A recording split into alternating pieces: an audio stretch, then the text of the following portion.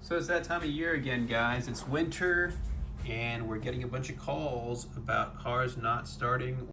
This is from a S550 2010 and it's pretty common with these switches.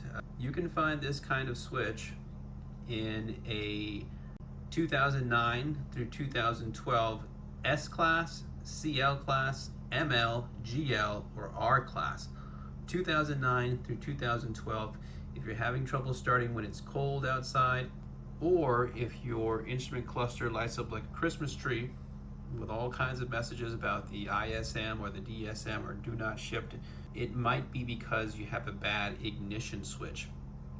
We've got it hooked up to the picoscope here, 2-channel picoscope. We are tied into can high and can low, and as you can see,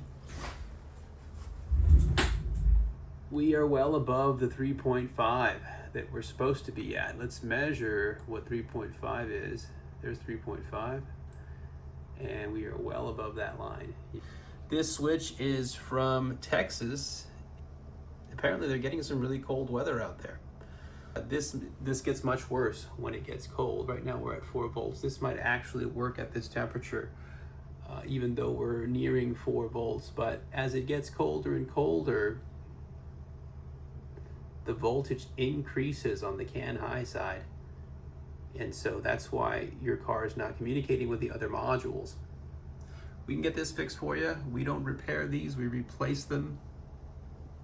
There's no repair that we have found for this particular issue. So you send it over to us with your ignition switch and key, your original key, and we can clone it to another switch that doesn't have this problem. Thanks for watching, guys. See you in the next one.